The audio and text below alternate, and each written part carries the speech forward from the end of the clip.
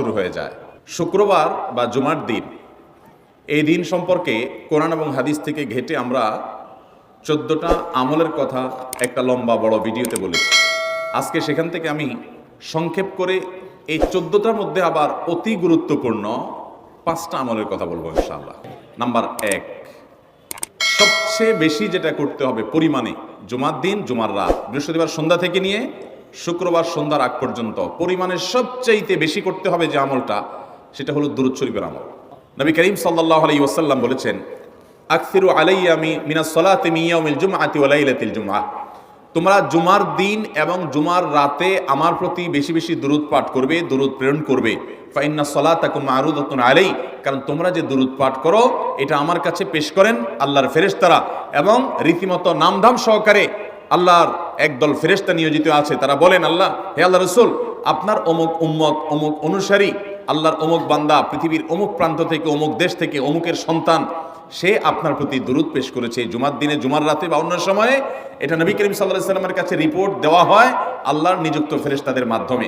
এই জন্য শুক্রবার দিন এবং রাত, অর্থাৎ বৃহস্পতিবার সন্ধ্যা থেকে নিয়ে শুক্রবার সন্ধ্যা পর্যন্ত এই 24 ঘন্টার মধ্যে নবী করিম সাল্লাল্লাহু আলাইহি ওয়াসাল্লামের ভাষ্য খেয়াল করেন, আকসিরু আলাই।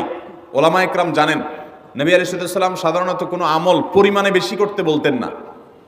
পরিমাণে বেশি করতে বলার মতো আমল খুব কম ইসলামে।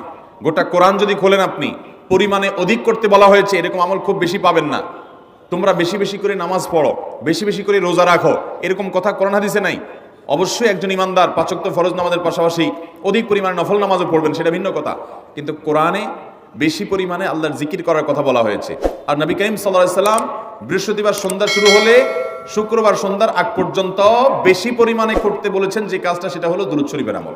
দুরূদের এই আমলটা, এটা করার জন্য আল্লাহ তাআলা এমন সহজ করে দিয়েছেন যে ওযুর প্রয়োজন নাই। আপনার ওযু নাই, তারপর আপনি দুরূদ পাঠ করতে পারবেন। এবং আপনি এই বড় দুরূদ পড়ার মতো সময় নাই, তো আপনি একবারে সবচেয়ে সংক্ষিপ্ত দুরূদ পড়েন সাল্লাল্লাহু আলাইহি ওয়াসাল্লাম, তাতেও দুরূদ পাঠের সওয়াব পাবেন। আমলটা করবো তো ইনশাআল্লাহ। নাম্বার 1। নাম্বার 2, জুমার দিন উপলক্ষে অন্য যে কোনো দিনের চাইতে জুমার দিন অর্থাৎ শুক্রবারের ফজর নামাজ পুরুষরা মসজিদে জামাতের সাথে পড়বেন।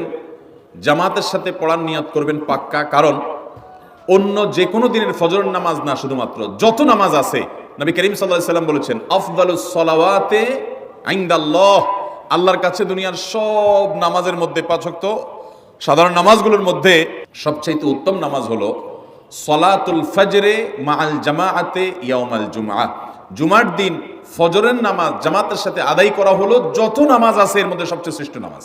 ভাইরা আমার, প্রত্যেক বৃহস্পতিবার আসলে সন্ধ্যার সময় প্রতিজ্ঞা করব, সপ্তাহের অন্য দিন যদি আমার ত্রুটি বিচ্যুতি হয়ও আমি সেটাকে কারেকশন করার চেষ্টা করব, কিন্তু শুক্রবার ফজরটা পুরুষ হিসাবে আমি জামাতের সাথে পড়বই পড়বো।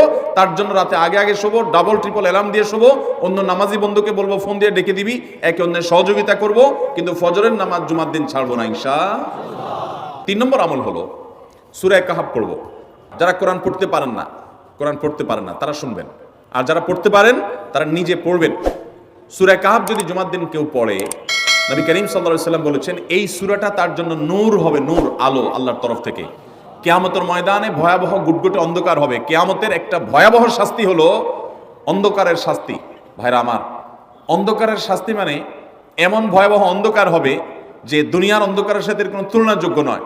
সেই ভয়াবহ অন্ধকারে কিছু আমল আছে যে আমলগুলো মানুষের ওই অন্ধকারের মধ্যে আলোর কাজ দিবে। এর মধ্যে একটা হলো এই সূরা কাহাফ।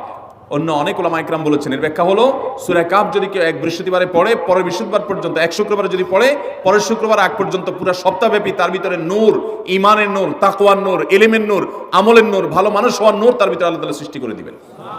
তো নবী সাল্লাল্লাহু আলাইহি ওয়াসাল্লাম বলেছেন সূরা কাহাফের প্রথম 10 আয়াত যদি কেউ মুখস্থ করে, তো এই ব্যক্তিকে আল্লাহ রাব্বুল আলামিন এবং যদি তেলাওয়াত করে, এই ব্যক্তিকে আমলের মাধ্যমে দাজ্জালের ফিতনা থেকে আল্লাহ বাঁচিয়ে রাখবেন। অতএব জুমার দিন প্রত্যেক শুক্রবারে সূরা কাহাফ পড়ব তো ইনশাআল্লাহ। 4 নম্বর আমল হলো দুনিয়াতে যত ফজিলতপূর্ণ আমল আছে এর মধ্যে সবচেয়ে বেশি ফজিলতপূর্ণ আমল এটা। খুব সহজ আমলটা, খুব সহজ, প্রত্যেক শুক্রবার আমরা এটা করতে পারি। জুমার দিন আগে ঘুম থেকে উঠে উত্তম রূপে গোসল করে মসজিদে আগে আগে গিয়ে পায়ে হেঁটে গিয়ে সামনে ইমাম সাহেবের কাছাকাছি গিয়ে বসা, অনর্থক কথা কাজ না করা, তেলাওয়াত জিকির আজকারের মাশগুল থেকে নামাজটা পড়ে বের হয়ে আসা, এই কাজ, এই কয়েকটা কাজ যদি করে তাহলে কাজ কয়টা হলো? আগে আগে ঘুম থেকে উঠা, ওই যে ফজর নামাজ জামাতের সাথে পড়া ইত্যাদি, গোসল করা উত্তম রূপে, আর পায়ে হেঁটে মসজিদে যাওয়া, বাহনে না চড়া, 4 নম্বর হলো ইমামের কাছাকাছি গিয়ে বসা, কোনো অনর্থক কাজ না করা।